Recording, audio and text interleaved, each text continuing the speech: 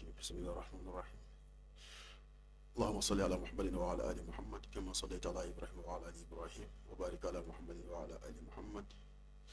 كما باركت على إبراهيم وعلى آل إبراهيم إنك حميد مجيد سبحانك لا علم لنا إلا ما علمتنا إنك أنت العليم الحكيم اللهم اجعل أعمالنا صالحة ولوجهك الكريم خالصة ولا تجعل للشيطان نصيبا منها يا كريم يا رحمن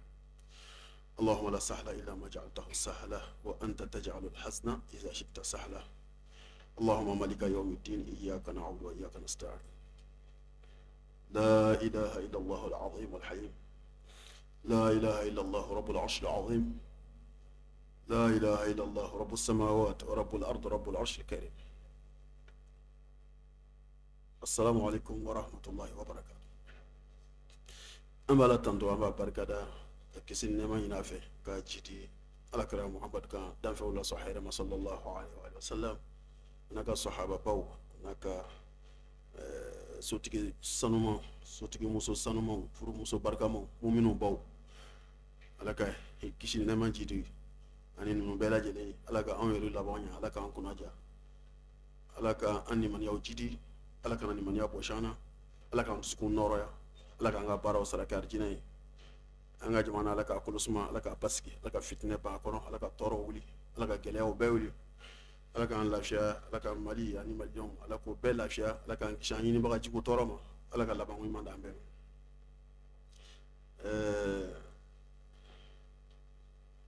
ala sona bi amina anga la seli nyongri bi inshallah sababu ke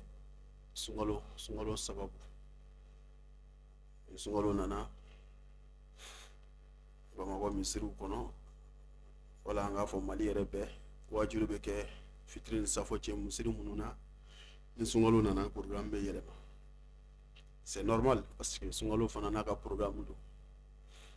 wajuru kelen a bɛ kɛ sungalo kɔnɔ a yɛrɛ bɛ se ka caya ka tɛmɛ nin kan mais o bɛ kɛ seli fana ni lazara cɛ wala lazara kɔfɛ ka se 17h 18h an bɛ min dɔn ka caya o de ye sunkalo nana wa kuma dɔ la dɔw b'a kɛ fajiri kɔfɛ o tɛ tiɲɛ o tɛ janya sinon fajiri kɔfɛ wajulu bɛ kɛ misiri dɔw la nka moment min ta ka ca n'o bɛ janya o de ye seli fana ni lazara cɛ caman ye tafsiri ye donc dɔw fana bɛ yen olu b'a kɛ lazara kɔfɛ o man ca ka seli fana ni lazara kɛbagaw ta bɔ sunkalo kɔni kɔnɔ très général misiri minnu bɛ tafsiri animé ka wajulu kɛ caman bɛ kɛ seli fana seli kɔfɛ ka se lazara nka dɔw fana b'a kɛ lazara kɔfɛ ka se 17h fo ka surunya suntigɛ la ala ka a bɛɛ minɛ an ye ala ka bɛɛ sara hɛrɛ la an ka kalankɛlaw an ka karamɔgɔ an ka alimamu an ka dɔnnibagaw bɛ cɛsiri min na diinɛ in na ala kana kɛ fu ye olu ani minnu b'u lamɛn ala ka laban ɲuman d'anu bɛɛ ma ala ka anu bɛɛ sara kɛ jannatal firdausil aala inshallah o tuma o sababu la n'ala sɔnna n'ala y'a kɛ na an farala ɲɔgɔn na bi inshallah an bɛ wajuli jɔ sunkalo kosɔn donc o kama an bɛ sin ka thème yɛrɛ kɛ sunkalo ye ka d'a kan sitigiyala inshallah a tɔ tɛ bɛrɛ fu ye ala k'a k'an ɲɛna ko ye ala k'an balo ka sama a tɔ man jan mais ala de b'a lɔn maa min b'a ye yarabi ala k'an fara a yebagaw kan ala ka ko bɛ ten jatigiw commencé bɛ les chaînes arabes caman bɛ ka samedi signaler déjà mais on est là inshallah an ka jamana diinɛ ɲɛmaw an'an y'an ka commission de ligne n'olu ye jaabi min d'an ma n'ala sɔnna an bɛ an wasa don o la ala k'an ni sababa bɛn donc sunkalo sun ye alabato kɔrɔba de ye a kana k'an kɔnɔ komi sun daminɛna anw na wala alakira n'a mantonw na sallallahu alaihi wasallam alikuranɛ b'a yira an na ko sun ye alabato kɔrɔba de ye a ka di ala ye a ka kɔrɔ kabi ala ye dunuya dan ka peuple bila kana ka nation bila kana sun fana bilala kana jɔn b'o fɔ an ye alikuran les 5 Corans ala b'a fɔ yɔrɔ min na ba'da a'uzu billahi minash shaitanir rajim ya ayyuhal ladzina amanu kutiba alaykumus siyamu kama kutiba alal ladzina min qablikum la'allakum tattaqun. Oh, vous qui avez cru, vous les croyants, aw minnu dala ala la ka da lahara la ka da ala ka kibaruya bɛɛ lajɛlen na minnu fɔla a ka cidenw nɛn ka nɛɛma ni kisi b'u ye a duniya ko a lahara ko a arijinɛ ko a jahanama ko aw minnu dala ala ko la a sun faridayala aw kan kutiba alaykumus siyam sun obligé la aw kan prévu jumɛn b'a yira ko a ma fɔlɔ alakira n'a mantonw na sallallahu alaihi wasallam o ye verset situé kutiba alaykumus siyam ni ala ye sun faridaya aw kan aw alakira mantonw sallallahu alaihi wasallam kama kutiba alal ladzina min qablikum voilà verset ni verset tɔ ye sun faridaya la aw alakira mantonw kan i n'a fɔ a faridaya la peuple tɛmɛlenw kan cogo min na ka kɔn aw ɲɛ donc sun ye ala bato kɔrɔba de ni ala tɛ maa si t'a agi dɔn donc nin bɛɛ bɛ sun ka valeur yira parce que ala ko ala bato dɔ bɛ yen ala y'a falen révélation dɔ bɛ yen kiti dɔ bɛ yen ala y'u falen mais ala ye sun to yen bada k'a ta peuple tɛmɛlen fɔ ala kɛra n'a manton an de dun ye manton laban ye donc sun tɛ falen tugun Allahu akbar donc nin b'a yira sun ka di ala ye sun ka di ala ye bon fɛn fɛn dun ka di ala ye ni ala y'a bonya ni y'o fɛn ta sɛbɛla k'a ta bala ka kala sɔn ala k'a bonya automatiquement ala b'i bonya yarabi ala k'an bonya wa man yu'azzim sha'air Allah fa innaha min taqwal qulub ala ka tamasiyɛn bɛ fɛn fɛn na fɛn fɛn ka di ala ye ni ala ko symbole b'a la ala ko critère b'a la ala ko kasa b'a la tamasiyɛn b'a la k'a ta misiri la ka na alikaba la ka na muna kuranɛ na ka na hali diinɛ mɔgɔ la ka na hali dɔnnibaga b'a la ka na hali hafizu la ka na hali kuranɛ dɔnna na ka na dɔnnibaga b'a la ka na kutubakɛla la ka na alimami na fɛn fɛn ala ko ye n'i y'a ye dɔrɔn n'i hakili bɛ jigin ala la n'i y'o bonya dɔrɔn ko bonya in bɛ sale ala ma ale b'i bonya jala jala man yu'azzim sha'air Allah fa innaha min taqwal qulub o de la an ka maakɔrɔbaw ala ka vraiment u sara hɛrɛ la an mɔkɛw ni an fakɔrɔbaw ni an ka o kuma ancêtres u ko n'u tun y'o den don kuranɛ kalan na n'a nana bɔ so ale ka baara ni tɔw ta tɛ kelen a sen tɛ kɛ baara dɔw la surtout baara minnu ye baara kolo gɛlɛn i n'a fɔ donni ta ko n'a tun y'a fa kunbɛn ale de tun bilala ka taa alikuranɛ kalanyɔrɔ la denw cɛla n'ale nana dɔrɔn k'a bɛ fa kunbɛn k'a bɛ bangebaga bonya kɛ k'a bɛ donni minɛ ko fa b'a fɔ non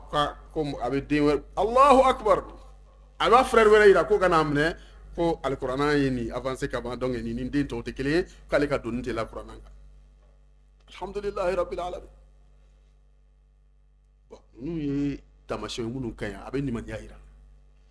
o tɛ wajibiya kan mais a ka nimaniya de y'a permettre k'o kɛ maa y'o kɛ min ka fisa ale ye koyi imam maliki o k'a ye min vécu alakira ka dugu kɔnɔ madina a ka ca san 40 ale de ye alimami ye Allahu akbar ale de bɛ jɔ alakira jɔyɔrɔ la ka maaw sigi a bɛ sigi alakira sigiyɔrɔ la ka wajuli kɛ mais o ko a tun bɛ taama madina dugu kɔnɔ a senangolo a tɛ sabara don wari dun tun tɛ alimami si kun ka imam maliki bɔ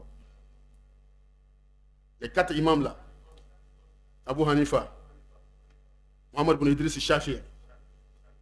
Abu Abdallah Ahmad bin Hanbal ani imam maliki yɛrɛ wari tun tɛ mɔgɔ si kun k'a bɔ ala tun ye nafolo d'a ma kojugu parce que n'ale tun ka thème bɛ fɛn mun kan a yɛrɛ bɛ k'o exemple ye n'a ka thème bɛ ka esclave jɔn kan hɔrɔnya i bɛ taa sɔrɔ a bɛ jɔn 100 garder n'a nana kuma silamɛw a ye jɔn ka hɔrɔnya ka di ala ye ala y'a kɛ e gɛrɛsɛgɛ a kɛl'i ka jɔn ye a labila i ka kɛ hɔrɔn ye walasa a fana ka hɔrɔnya sɔrɔ n'a y'o fɔ dɔrɔn a b'a fɔ a ka denmisɛnw ye ko a ye na ni jɔn ninnu ye o b'a sɔrɔ maa 100 gardenen b'a bolo a b'a fɔ n y'aw bɛɛ kan hɔrɔnya ala kama kɔni ala ka nimaniya d'an ma olu tun bɛ kɛ exemple ye u bɛ fɛn min fɔ u yɛrɛ bɛ a jogo kɛ yarabi ala k'an kɛ maaw ye an bɛ maaw ɲamariya ni min ye ɲuman na o cogo ka k'an yɛrɛ la kana kɛ entre parenthèses Égypte cɛkɔrɔba ka ko ye il est grand commerçant en même temps il est imam alhamdulillah un grand imam donc ale yɛrɛ de bɛ sermon kɛ a ka quartier misiri la nin don wagati surunyana juma degunna ɛri y'a ta a tɛgɛ ma a y'i to butigi la ka tilen a ka misiri la maintenant den recette tɔ jira kɔfɛ den nana butigi datugu ka na ale sɔrɔ o y'a sɔrɔ ale kɔni bɛ kutuba la parce que il est imam un grand commerçant un grand imam en même temps ala k'an laban ɲi ale ka kutuba tun bɛ sarakati kan a y'o fɔ k'o développer ala fana ye maaw dusukun dayɛlɛ nafa min bɛ sarakati la diɲɛ na nafa min b'a la lahara a ka di ala ye cogo min na a bɛ don maa ni ko cɛ diɲɛ na wa sarakati bɔla i tɛ malo sarakati bɔla i tɛ labila sarakati bɔla n'i n'a donna ko la a bɛ bɔ k'i to ka d'a kan kuma bɛɛ ale b'a fɔ ala ka jɔnw ma hun a bɛ barika don maa si la kɔfɛ sarakati bɔla bɛ k'a ka sarakati suma kɔrɔ kiyama don kuma in donna maaw la ale den sina ka wuli ni recette ye ka to k'o ɲi misiri kɔnɔ n'a bolo bɛnna 2000 ma a b'o di mariko ma a bolo bɛnna 1000 ma a b'o di sora ma n'a bila ka cɛkɔrɔba ka wari bɛɛ ɲini ka ban maintenant u taara ɲɔgɔn sɔrɔ so a ko den ka na k'u ka jati bɔ den ko ala k'a sara ko a ko wa ma zak ko munna pourquoi cela den ko k'a ye kutuba min kɛ bi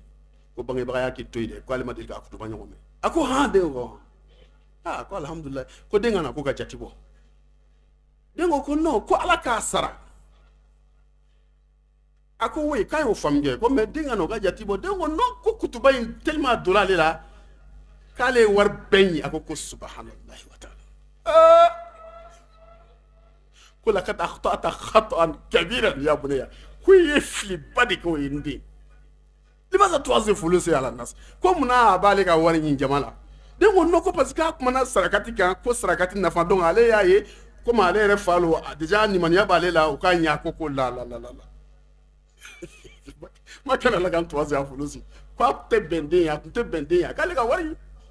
ko inama nakulu haza linas nusajahum ko olu bɛ nin kuma in fɔ mɔgɔw ye k'o encourager o kuma donc e yɛrɛ t'a la donc imam maliki tun t'o ye dɛ ala ka di a ma o de la cɛ ka ɲi tiɲɛ yɛrɛ la i bɛ min fɔ mɔgɔ ye ni e yɛrɛ ni ala cɛ la ni ala y'a se k'i ye i fana k'a kɛ maaw y'a dɔn maa ma lɔ ala b'a dɔn c'est très nécessaire ala ka nimaniya d'a ma donc o la sunkalo ala bato kɔrɔba don ala m'a changer ala ye ala bato dɔw falen mais ala ma sunkalo falen sunkalo tora nɔ na wa a tilala k'a fɔ a ma fɔlɔ aw la dɛ n ye maaw bonya n'a ye ka tɛmɛ wa n b'aw bonya n'a ye wa a kɛla wajibi y'aw kan fana kɛla exception minnu ni olu ta ye cas exceptionnel ye muso lasiritɔ ala k'an laban ɲɛ maakɔrɔba min bana t'a la mais âge yɛrɛ t'a permettre ka sun tugun ani voyageur ani banabagatɔ ye fila ye min ka bana bɛ jigiya k'a fɔ a ka kan ka kɛnɛya yarabi ala kan an ka banaw kɛnɛya ala kan lafiya ani min fana se bɛ ala ye n'o tɛ maa t'a jigiya k'ale kɔni ka bana in bɛ ban olu ka kiti tɛ kelen ye min ka bana bɛ kɛnɛya i n'a fɔ pali y'a minɛ walima a bɛ sous serum ou bien a hospitalisé a b'o don bila n'ala y'a kɛnɛya a b'a sara min ta kɔni kɛla sigiɲɔgɔn bana ye ni a confirmera k'a fɔ nin kɔni fɔ ala sa n'o tɛ maa t'a dɔn ni nin bɛ bɔ nin tɛ wuli tugun nin kɛla nin taana ye u bɛ mure bɔ muso lasiritɔ n'a tɛ se ka sun a bɛ mure bɔ ala ka nimaniya d'an ma donc attention muso lasiritɔ tɛ mure bɔ dɛ min bɛ sin di den ma n'a tɛ se ka comment dirais-je n'a tɛ se ka sun o de bɛ mure bɔ muso lasiritɔ n'a jiginna a b'a ka sun sara banabagatɔ min fana banabagatɔ qualité fila min bɛ se ka min ka bana bɛ souhaiter ko momental a bɛ hôpital la a bɛ urgence mais an b'a jigiya n'ala sɔnna a bɛna kɛnɛya donc o b'a sara o tɛ mure bɔ n'o kɛnɛyala o b'a ka sun sara ani voyageur walekum salam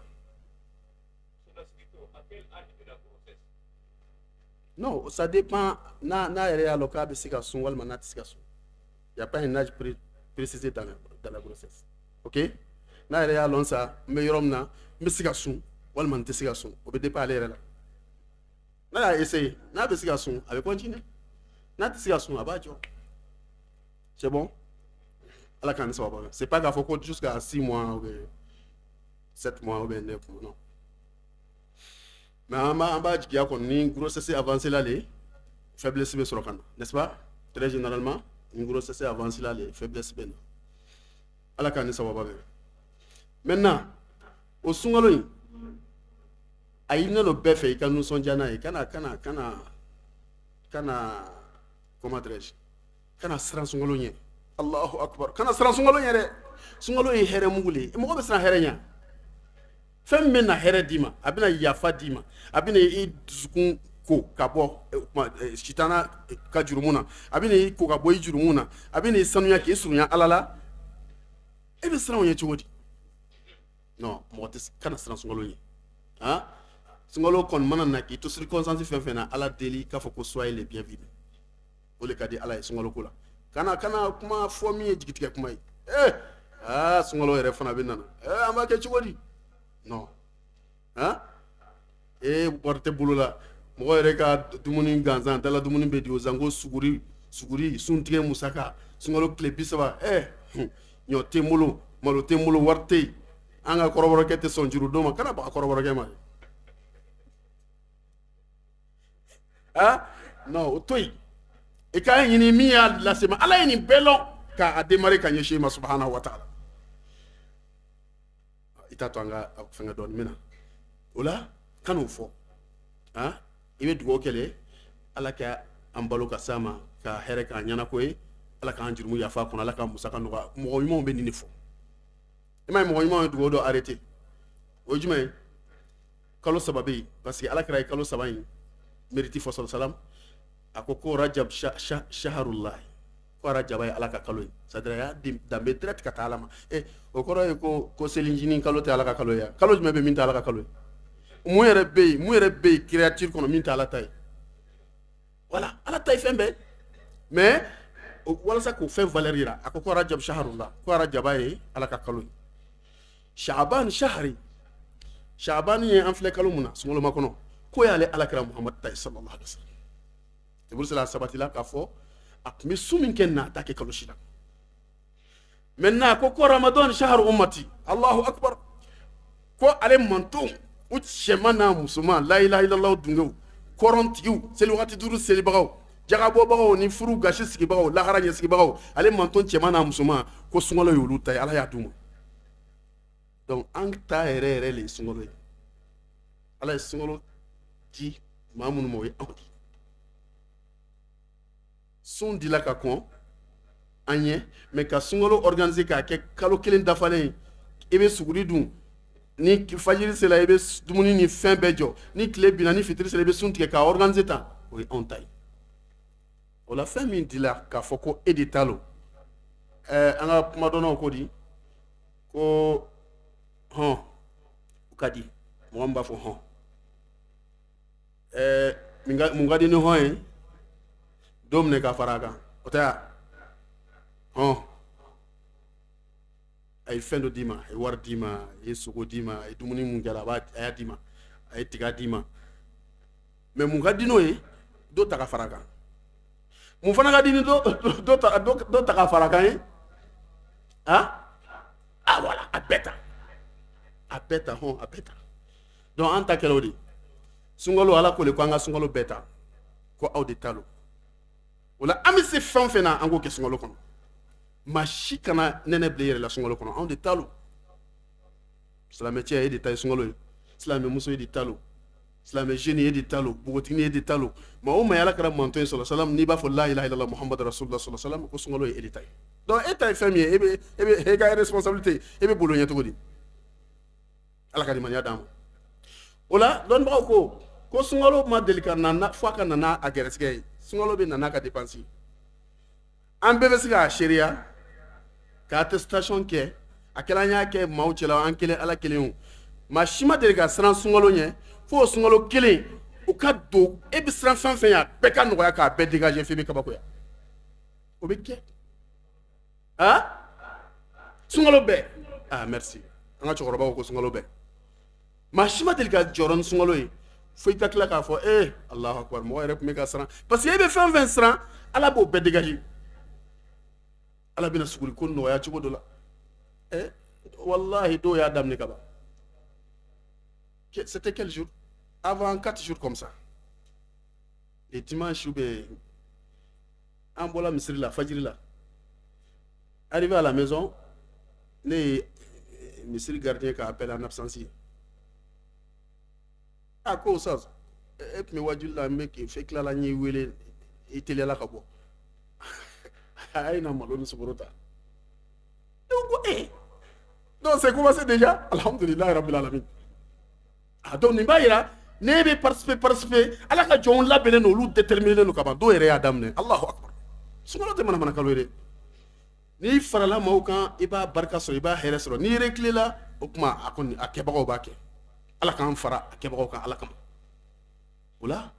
sunkalo la ala kɛra ko de sɔrɔ salam ko ale ma solution sɔrɔ maa la c'est à dire a ma solution sɔrɔ i ka ko la maa min sunkalo donla k'i to diɲɛ na ala y'i to i tɔɲɔgɔnw sala dɔw yɛrɛ n ko o m'a fɔ ko jumalon ko kalo bɛ lajɛ yan ni juma tile banna ala k'a jira an na o m'a fɔ juma ye 29 ye yan n'est-ce pas o b'a fɔ ni juma journée banna par exemple aujourd'hui c'était le vendredi fitirida in na an bɛ kalo lajɛ n'a yɛlɛ o la samedi bɛ kɛ sun ye au cas contraire donc an bɛ a dafa tile 30 la mais n ko lo min n'an b'a lajɛ o don dɔ bɛ sa Allahu akbar don min mɔgɔw bɛ bɔ k'u bɛ kalo lajɛ la o su dɔ bɛ a bɛ dɔw ka saya bɛ communiqué bɛ kɛ olu bɛ taa kaburu la olu tɛ kalo ye kalo tɛ ye olu kɔfɛ olu ɲɛnɛ o la fɛn min bɛ ten ni ala hinɛna e la k'e balo k'a bɔ sunkalo wɛrɛ la fo ni sunkalo in ka tila ka n'a ɲini i ɲɛnɛ k'a y'i ɲɛnɛ k'a don i ɲɛnɛ k'a démarrer i ɲɛnɛ ala kɛra ko ale ma solution sɔrɔ mɔgɔ la sɔrɔ salam ko maa min sunkalo donla ka bɔ ala ma yafa e ma inna lillahi wa inna ilaihi raji'un ala k'an bɛɛ kisi o ma ala k'an kisi o qualité ma parce que kuma in ye kuma kɔrɔmaba de ye a kɔrɔ ye di sunkalo la e bɛ gestion dɔ kɛ dɔrɔn ɲuman na dɔrɔn ala bɛ jurumu yafa ni jurumu dun yafa la o kɔrɔ ye n'i sala o wagati i b'a arijinɛ kɔnɔ sunkalo hɛrɛ ka ca dan t'a la i ye dɔ ka sunakari d'a ma ala b'a fɔ mɛlɛkɛw ye a ye seereya n yafala ma n'a sala sisan a b'a arijinɛ kɔnɔ Allahu akbar i ye dɔ ka suguri d'a ma i ye 50 kilos di dɔ ma i ye dɔ ka ordonnance san i ye dɔ ka nasɔngɔ d'a ma i ye sukaro di dɔ ma ala b'a fɔ mɛlɛkɛw ye a ye seereya n'a fatula n yafala ma o promo o arrangement o nɔgɔya tɛ kɛ kalo foyi la ni sunkalo tɛ i ye gestion dɔ kɛ dɔrɔn i jurumu yafala o la ala kɛra ko sɔlɔ salam ko ni sunkalo donla ka maa min to ale mantonw na ka tila ka sunkalo bɔ ka na ye i ka bɛn na ala ma yafa i ma a ko i ka solution t'ale bolo ale t'a lɔn i ka ko bɛ kɛ cogo min na sallallahu alaihi wasallam donc kuma in ye kuma kɔrɔma nin i selila sufɛ par exemple sun tigɛlen i nana yanni nafila cɛ ka na jɔ k'i ka kuranɛ dayɛlɛ k'i ka verre don walima ka jɔ lumière la k'i ka hisibu dɔ kalan i jɔlen yanni mɔgɔw ka na ka na seli démarrer i y'o nafila kɛ ni piété ni état de croyance min ye o diya kojugu ala ye n'i ye salamu bila dɔrɔn ala b'a fɔ mɛlɛkɛw ye a ka nin nafila nin kama n yafala a ma n'a sala a b'a arijinɛ kɔnɔ i wulila sufɛ ka maaw dalen to yanni suguri dunkuma cɛ walima suguri dunun cɛ yanni fajiri cɛ i wulila walima i taara misiri la joona ka taa ala bato kɛ ka kuranɛ kalan walima ka wuli ka jɔ ka nafila seli i y'o kɛ ni nimaniya min ye ka kari kilimu kɔ ka kari ventilo kɔ ka kari denbaya ka baro kɔ sunkalo bonya kama ala b'a fɔ mɛlɛkɛw ye a ye seereya n'a sala a b'a arijinɛ kɔnɔ sunkalo non sunkalo hɛrɛ dan si t'a la moi je me rappelle monsieur Soura à Sikasso chez nous maraka cɛkɔrɔba dɔ tun bɛ ko Fofana mais Sikasso misiriba dɔ la wallahi sunkalo c'est-à-dire les derniers vendredis du mois de carême n'a ye kutuba kɛ non e mana mɔgɔ mɔgɔ la i b'a sɔrɔ a ɲɛji bɛ ka bɔ ala ye dɔw lajɛ dɛ n k'a bɛ sunkalo imaginer i b'a fɔ k'adamaden lahɔrɔma kalo barika kalo fantanw ka kalo gerebuw ka kalo muso cɛ sabagatɔw ka kalo miskinaw ka kalo an ka misiri tun bɛ fa e de la sunkalo an ka gerebu ka minɛnw tun bɛ fa e de la e sunkalo kɔngɔ taara ka bɔ anw na e nalen hami bɛɛ bɔla an na e nalen an ka facture bɛ sara e de la an ka ordonnance bɛ san e de la an ka denbaya bɛ lahinɛ e de la e tatɔ filɛ nin ye an t'a dɔn n'an e bɛna ɲɔgɔn ye tugun san kelen o ɲɛnɛmaya o bɛ ala de bolo maa minnu bɛ balo ka se sunkalo wɛrɛ ma e sunkalo e bɛna ko don anw na o y'a sɔrɔ sunkalo tɔ ye tile 3 ou bien tile 4 a bɛ nin fɔ ka nin fɔ ka nin fɔ non finalement mɔgɔw yɛrɛ bɛ kɛ cogo dɔ o la sunkalo tɛ manamana kalo ye dɛ ala y'a bonya i fana k'a bonya wa n'i bɛ fɛ ka sunkalo ja sɔrɔ dɛ fara jama kan sunkalo baara bɛɛ la c'est tout ka i ka sun don ka taa la i ka fo chambre kɔnɔna na ka clim bila a la ka to ka RFI lamɛn comme RFI yɛrɛ tɛ yen fɔlɔ non i t'i ka sunkalo valeur sɔrɔ ka sɔrɔ ka kɛ ɲininkali kɛ ko heure jumɛn bɛ yen e kɔni e ka ko bɛɛ i b'a kɛ clandestinement wallahi i tɛ sunkalo i ta ja min b'a la ni bɛ ja min sɔrɔ a la i t'o sɔrɔ sunkalo nafa bɛɛ ye ka presse ka na sun tigɛ ka fitiri seli jama fɛ ka nafila seli ka teliya ka taa so ka na a kana lɔ 17 seli ka kɔrɔbasu jamana i bɛ sunkalo ja sɔrɔ de kuma bɛɛ misiri falen no kuma hali les fidèles de la mosquée f'olu yɛrɛ t'o place sɔrɔ an b'a bɛɛ minɛ o la parce que sunkalo don la e delilen bɛ baga ko delilen bɛ ka sigi yɔrɔ min na a bɛna na cɛ jam belebele dɔ sɔrɔ yen tu vois parce que c'est le mois de carême baga ko a bɛ ɲini ale fana fɛ a ka patienter ni nalen bɛ sunkalo de kama ni sunkalo taara ale fana bɛ taa parce que mɔgɔ ye fila ye tɔgɔ fila de bɛ selikɛlaw la fidèles la rabbaniyun wa ramadɔniyun rabbani wa ramadɔni o tɔgɔ fila de bɛ silamɛw la ni tɔgɔ ninnu kelen ka di kelen c'est terrible rabbani kɔrɔ ramadɔni kɔrɔ rabbani kɔrɔ ye maa min a bɛ ala ko la san kalo 12 sunkalo don a b'a ka misiri taga la Allahu akbar sunkalo don a b'a ka fajiri taga la sunkalo tɛ o a bɛ na fajiri la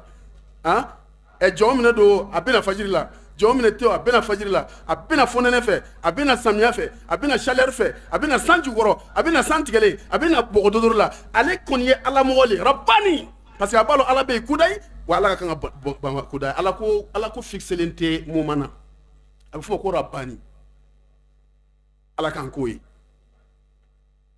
filanan ye jumɛn ye ramadɔni ko sunkalo mɔgɔ sunkalo mɔgɔ n'a fɔra ko kalo yela dɔrɔn ale de bɛna jɔ n'a tɛna jɔ alimami place la a bɛna jɔ ka dakɛɲɛ ni alimami mais o fana ye semaine fila le ye i b'a ye a bɛna to ka segin kɔfɛ parce que ale ye sunkalo mɔgɔ de ye plus sunkalo bɛ taa ale fana bɛ taa ni sunkalo nana dɔrɔn ani vitesse bɛ na ni sunkalo bɛ ka taa a fana bɛ taa a bɛ fɔ ko ramadɔni o man ɲi dɛ a fɔra ko kunu rabbaniyin a ye kɛ ala mɔgɔ ye wala takun ramadɔni a kana kɛ sunkalo mɔgɔ ye sunkalo mɔgɔ non ale ni mɔgɔw bɛ mankan wuli kuma bɛɛ misiri kɔnɔ parce que sunkalo wagati le donc ale bɛna misiri la sunkalo wagati la a bɛna fajiri la sunkalo wagati la a bɛna nafila la mais ni sunkalo taara dɔrɔn ale fana taara fo san wɛrɛ k'an bɛɛ a b'a fɔ misiri ma sunkalo an b'a fɔ sunkalo ma cogo min na ala ka san wɛrɛ sunkalo jira an na ale fana b'a fɔ misiri ma ko ala ka san wɛrɛ sunkalo non kana ko ye o man ɲi ala ka nimaniya d'a ma o la ni kalo yɛlɛ fɛn dɔ ɲini an fɛ wagati cogoya fɛ c'est très nécessaire an ka hakili to olu la n'a fɔra kalo yɛlɛ dɔrɔn i bɛ intention kuraya c'est-à-dire ka ŋaniya ta i bɛ se ka 1 minute de silence kɛ ou bien je ne sais pas i b'i concentrer i kelen ala kelen k'i makun k'i dusukun ɲɛsin ala ma ka mun ŋaniya k'a fɔ k'i bɛ sunkalo bɛɛ sun ala min y'a yira i la i b'a bɛɛ sun inchallah n'ala y'i balo a kɔnɔ i b'a bɛɛ sun ni no fidèle fɛ n'a fɔra kalo yɛlɛ n'o kɛra dɔnnibagaw ko o bɛ i wasa ka intention kuraya chaque jour c'est pas la peine ne ye sunkalo kalo yɛlɛ dɔrɔn i ye intention ta k'a fɔ ala alhamdulilayi e min y'an balo ka se sunkalo ma ala n'ala sɔnna n'i ye n balo n bɛ sunkalo bɛɛ sun k'o b'i wasa hali n'i wulila o kɔfɛ sa retard la i ma suguri sɔrɔ ka dun o i ye suguri dun o tant que sunkalo tile fɔlɔ e ye ŋaniya ta k'i bɛ sunkalo sun don o don tɛmɛ n'i ka sun ye mais n'o y'i échappé f'i ka to ka ŋaniya de kuraya sa f'i ka to ka ŋaniya kuraya k'a fɔ sini n bɛ sun o ka gɛlɛn n'i ye sun tigɛ kuma ko n bɛ sun sini non ŋaniya ba kelen ta ni kalo yɛlɛ dɔrɔn a ɲini ala fɛ ko n'ala sɔnna n'ala ye balo i b'a bɛɛ sun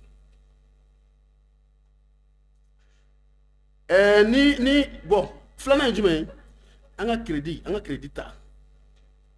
crédit ta a jɔyɔrɔba de bɛ yen a bɛ kɛ sababu ye ka tile kelen sun pan mɔgɔ kan subhanallah cogo di n'a fɔra kalo yela a confirmé la officiellement hein, télévision nationale ni an ka médiaw ni fɛnw a confirmé na ministère des affaires religieuses ka fɛn bɔ la cachet sigilen don a kan c'est confirmé bɛɛ y'a dɔn mais ne bɛ to ka mɔgɔw wele parce que an ka information bɛ di kuma caman su avancé le o b'a sɔrɔ dɔw la surtout minnu bɛ burusi kɔnɔ surtout réseau tɛ yɔrɔ minnu na wallahi i b'i ka sunkalo baraji daminɛ ka bɔ o wagati i bɛ to ka mɔgɔw wele mɔgɔ o mɔgɔ b'i ka répertoire kɔnɔ n'a ka numéro b'i bolo i b'a wele kelen ko fila lo kelen a b'a kalama walima a t'a kalama o tɛ yan n'a b'a kalama alhamdulilayi ala bɛ sara i ŋaniya na n'a t'a kalama e bɛ kɛ sababu ye a bɛ bɔ a kalama n'o tɛ mɔgɔ caman bɛ tile kelen sara tile kelen juru bɛ kɛ maa caman na n'i t'a kiti la o ye jumɛn ye sunkalo yera kalo yera e bɛ sunɔgɔ la i ma wuli maa m'i wele e ma bɔ foyi kalama e kɔni lala k'a ye mɔgɔw b'a fɔ ko kalo ma ye mais e nana kunu kuma jumɛn e nana wuli ka na fajiri la e nalen fajiri la fajiri jigilen alimami ye micro ta silamɛw salamu aleykum an b'a la subhanahu wa taala tanto masa min ye bi kɛ kalo tile fɔlɔ ye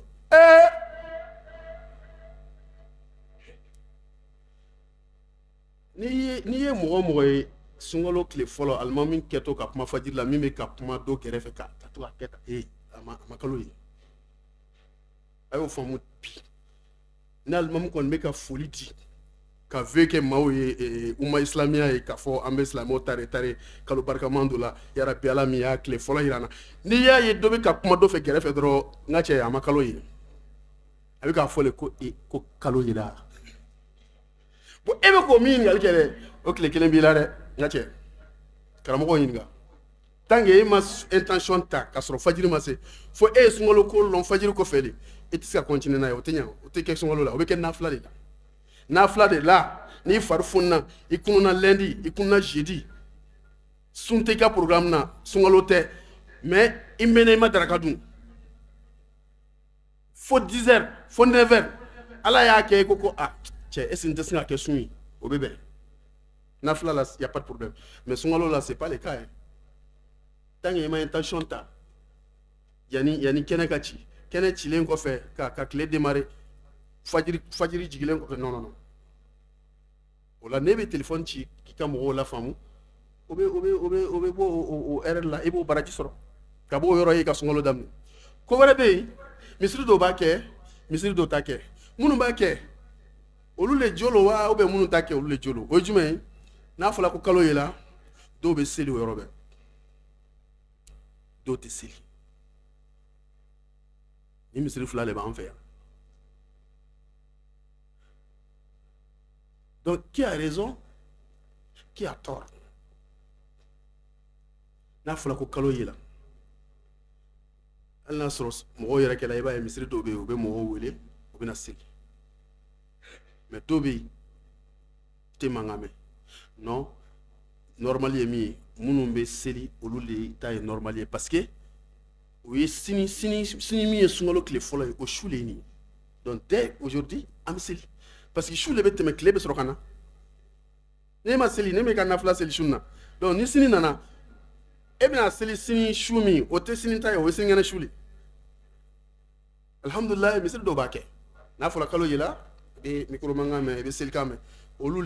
olu ta ye sababa ye bon hali n'i ma se ka kɛ misiri la n'i taara so i b'a kɛ mais i ma seli misiri la i ma seli so a sunna ba y'i da ce n'est pas obligatoire mais sunkalo barajiba minnu bɛ cɛ nafila seli la o dɔ taara k'i to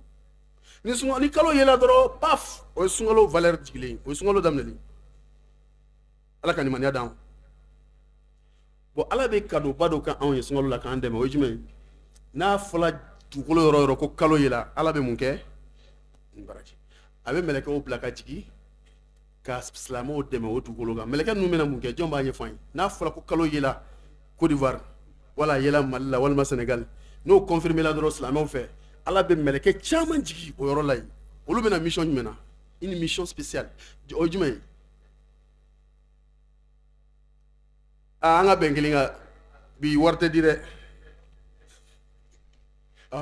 bisimila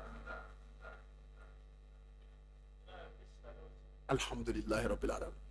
an y'o de fɔ n'i bɛ wajuli lamɛn i bɛ na misiri la i bɛ kutubaw lamɛn i fana bɛ caman faamu alhamdulillah c'est pas diabolique ala k'an dusukun nɔrɔya ni kalo yɛlɛ yɔrɔ o yɔrɔ ala bɛ fɛn fɔlɔ min kɛ subhanahu wa ta'ala a bɛ mɛlɛkɛw parasite ka jigin ka taa o yɔrɔ jinɛ sitanɛ bɛɛ minɛ ka o don garan na allahu akbar munna u kana na u ka sitanɛ ye i y'a bila fidèles ni ɲɔgɔn cɛ sunkalo in kɔnɔ u ka tiɲɛniw ni alakotaw ni manamanaw ni kirimuw ni jurumuko kɛ e k'a lajɛ ala tellement sunkalo ka di ala ye ni sunkalo tɛ ala tɛ nin kɛ kalo si la a tɛ nin kɛ arajaba la a t'a kɛ jumɛn na a t'a kɛ seliba kalo hey les 4 mois sacrés la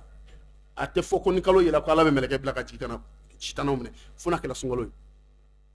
ni sunkalo yɛlɛ dɔrɔn ala bɛ mɛlɛkɛw jigin o yɔrɔ la yen u bɛ na o yɔrɔ jinɛ sitanɛ bɛɛ fereke dɔnnibagaw ko n'u y'o gɛn n'u yɛlɛla ji sanfɛ u bɛ yɛlɛ o nɔfɛ n'u y'o sɔrɔ yɔrɔ min na yen y'o jaba la u bɛ garan don o la fo sunkalo ka ban n'u donna kuluwo la mɛlɛkɛw bɛ u attraper c'est à dire jinɛ tɛ se ka taa ka mɛlɛkɛ dan n'a panna sanfɛ a bɛ pan nɔ n'a bolila duguma a bɛ bola nɔ n'a y'a sɔrɔ yɔrɔ min na a b'a fereke fo o y'a a ka jaba la ye fo sunkalo ka ban mais o kuma in o b'an nisɔndiya o bɛ tila k'an siran question jumɛn bɛ yen mais Oustaz munna jinɛ sitanɛw bɛɛ sirilen don mais an bɛ ko dɔ ye sunkalo fɛ min man ɲi des choses anormales o tɛ kɛ yan o bɛ kɛ o bon o kɔrɔ ye di k'o tigi yɛrɛ de ye sitanɛ ye parce que sitanɛ ye fila ye shayatinil ins wa shayatinil jin jinɛ sitanɛ ani hadamaden sitanɛ bon jinɛ sitanɛw de bɛ siri mɛlɛkɛw fɛ mais a ma fɔ ko hadamaden sitanɛ bɛ siri donc jinɛ sitanɛ sirilen kɔfɛ ni e ye tiɲɛni kɛ sunkalo kɔnɔ ka ala kota kɛ sunkalo kɔnɔ an ka kan ka wuli ka bɔ i kɔrɔ dɛ o kɔrɔ k'e yɛrɛ ye sitanɛ ye parce que sitanɛ sirilen don sitanɛ de ka kan ka i bila a la ni sitanɛ sirilen don o bɛ jɔlɔkɔ la o garanlen don mun bɛ e bila ka ala kota kɛ sunkalo kɔnɔ donc an k'an yɛrɛ kɔlɔsi n'i bɛ fɛ k'a dɔn ko e ye adamaden sitanɛ ye walima i tɛ adamaden sitanɛ a to sunkalo ka don ni sunkalo don la n'i y'a ye i dusukun ye ala ko minɛ i farala silamɛw kan a bɛ ka ala ko baaraw kɛ ɲɔgɔn fɛ ala tanto hɛrɛ b'i la ala k'an ni laban ɲɛ mais n'i y'a ye sunkalo don la hali bi maaw bɛ k'o yɛrɛ ɲini u bɛ awuzubilayi fɔ ala kota mun na sunkalo kɔnɔ halisa e bɛ k'olu dɛn ka kɛ maaya ye o maa ye o a dɔn ko n'i ma tubi e ye sitanɛ de ye e ye adamaden sitanɛ de adamaden sitanɛ don ni jinɛ sitanɛ o bɛɛ taa yɔrɔ ye kelen ye lahara o la ala bɛ nin kɛ sunkalo fɛ ka tasi nɔgɔya silamɛw bolo u ka courage sɔrɔ u ka sarakatiw bɔ u k'u ka hɛrɛw dégager parce que sitanɛ de bɛ adamaden décourager wallahi hɛrɛ ba de bɛ maaw la ni sitanɛ tɛ dɔ bɛ yen a tigi bɛna hakilina ɲuman dɔ ta bi kɔni ne bɛ wari ba di karisa ma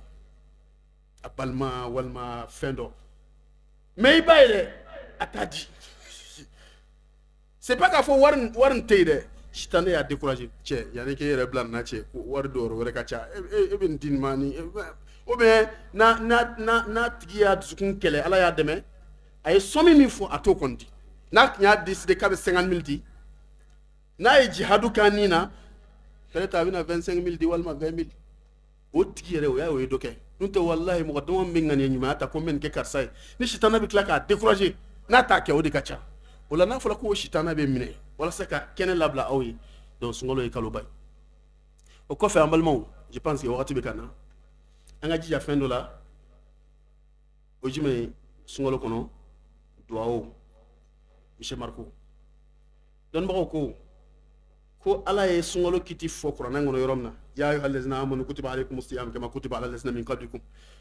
sun faridaya ani voyageurs o mako tolen don ni sunkalo banna a b'a tile hakɛ sara ani banabagatɔ ala tilalen o kiti la dɔrɔn ala ye mun fɔ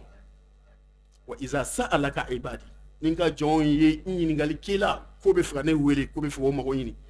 fa inni qarib n ka surun u la kojugu c'est à dire ala ye ala deli tugu sunkalo la net kuranɛ kɔnɔ e ka kuranɛ dayɛlɛ surat vache surat bakara kuranɛ fɛ sunkalo kiti bɛ yɔrɔ min na n'i ye sunkalo verset kalan dɔrɔn n'i tilala ala ma verset foyi tugu a la ni dugawu tɛ o la lɔnnibagaw ala ka lɔnnibagaw sara lɔnnibagaw ye baara kɛ o ko donc ko nin b'a yira k'a fɔ ala deli tɛ minɛ kalo si la ka sunkalo bɔ et puis a wagati bɛɛ suntigɛ wagati suguri dunnen kɔfɛ fajiri ni fɛn cɛ hey i jija dugawu la yarabi ala k'an balo ka se sunkalo ma ala k'an ka dugawu minɛ a kɔnɔ ala k'an kunna ja a kɔnɔ fadal an bɛna question dɔ poser ala kan sawaba sun kɔfɛ sunkalo kɔnɔ baara jumɛn de ka di ala ni baara bɛɛ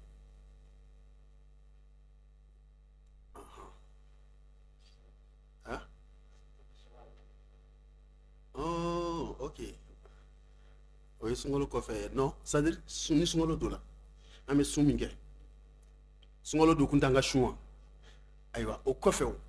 baara jumɛn de bɛ yen n'an ka kan k'o kɛ ka fara sun kan n'o ka di ala ye ni baara bɛɛ alhamdulilahi rabbil alamin han seli wagati duuru i b'i jilaja i b'a ɲini ala fɛ sunkalo fajiri 30 allahu akbar sunkalo seli fana a lazara fitiri k'a bɛɛ seli misiri kɔnɔ jama fɛ pas forcément k'a fɔ k'i ka seli i ka quartier misiri la dɛ parce que a bɛ se ka kɛ seli fana b'i sɔrɔ dugu kɔnɔ a bɛ se ka kɛ a b'i sɔrɔ senu mais i kɔni k'a ɲini ala fɛ wallahi ala ni kalo barikama in na seli wagati wajibi wagati ninnu mana ne sɔrɔ yɔrɔ yɔrɔ n bɛ seli jama fɛ karamɔgɔkɛ i ka sunkalo minɛ na inshallah ala k'an ka sunkalo minɛ i jilaja sunkalo farida kelen ka n'i dan f'i ka seli jama fɛ o nafa o mana yira i la i b'a ala deli k'ala ka san bɛɛ kɛ sunkalo ye kana sɔn fiyewu seli wagati dɔ ka pan i kan sunkalo kɔnɔ k'i y'o seli kelen na walima ko o ye empêché ka taa misiri la o ye kojugubali i yɛrɛ organiser i k'a ɲini ala fɛ ni adamaden ye fɛn min ɲini ala fɛ ka hamina ye wallahi ala b'a kɛ waaleykum salaam teliya dɔɔni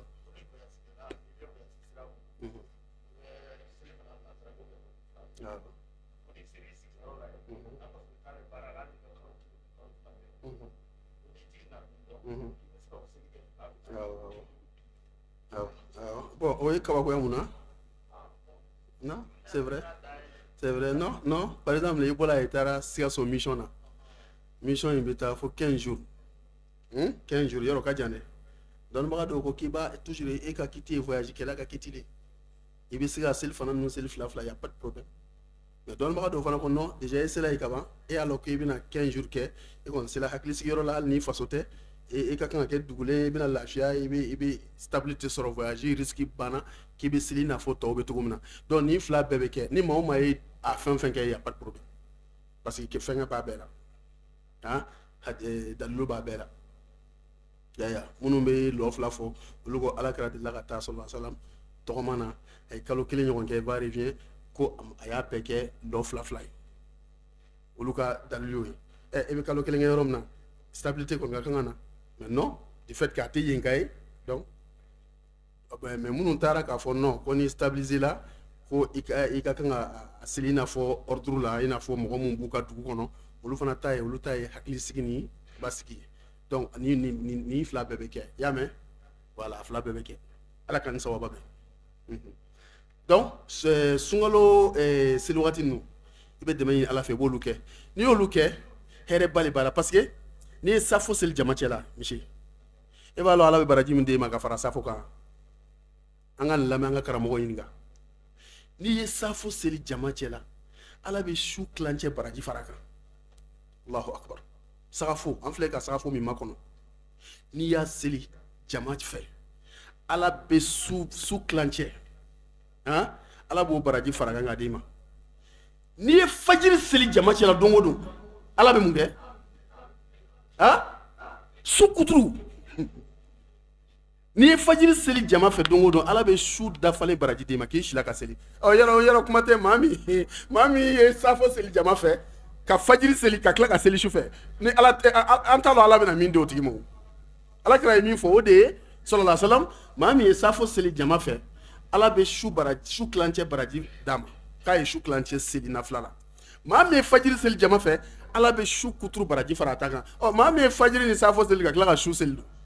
ala le b'o ka baraji hakɛ lɔn donc kuma in kɔrɔ ye di sunkalo la fɛn minnu ye obligation ye toujours sunkalo la priorité b'olu le fana bolo ala ko baara n'a caya min ka d'ale ye n'o valeur ka bon n'a bɛɛ ye a ye min kɛ obligation sarakati ka di ala ye mais jaga le valeur ka bon ni sarakati bɛɛ ye hali n'i sila ka miliyari di mɔgɔw ma n'i tɛ jaga bɔ i ma tila nafila ka di ala ye mais ka seli wagati wajibi ninnu na olu valeur ka bon ni nafila ye hali n'i sila ka nafila seli ni fajiri y'i dan min ye fajiri sɔrɔ ka baraji ka bɔ i ta ye donc o priorité ninnu fo an k'o faamu k'o di fɛnw ma ka hinɛ maa wɛrɛ la o ka di ala ye mais ka hinɛ i ka denbaya la k'olu garanti olu bɔ kɔngɔ ni maɲumako la o baraji ka bon ka tɛmɛ ka hinɛ maa wɛrɛ la fɔlɔ priorité bɛ di olu le ma donc priorité ye fɛn minnu ye o de baraji ka bon o la sunkalo fana na nafila ka di ala ye wajulu ka da ye mais seli waati 5 i k'i jija i k'olu seli jama fɛ o baraji ka bon ni tɔ bɛɛ lajɛlen ala k'a faamuya ko ɲuman d'a ma je pense que wagati surunyana i kunko di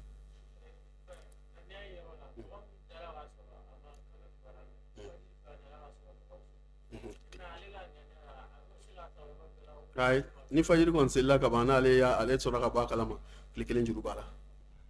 tile kelen juru an y'o fɔ yan ah non o question ka ɲi wa a bɛ ŋaniya ta k'a fɔ a bɛ sunkalo bɛɛ sun mais o tile kelen kɔni o juru b'a la parce que ŋaniya ka kan ka ta yanni fajiri le tɛ suguri bɛ jɔ wagati min na ŋaniya fana bɛ jɔ yen suguri bɛ se ka dun waati o waati ŋaniya bɛ se ka ta o kɔnɔ ah k'a ta su daminɛ na fo suguri dun kuma mais ni suguri tɛ se ka dun parce que fajiri sera ŋaniya fana tɛ se ka ta mais ŋaniya ye wajibi mais suguri tɛ wajibi ala k'a faamuya ko ɲuman d'a ma ala k'an balo ka si sɔrɔ aha aya wagati an ka janto wagati ko in na ɔhɔn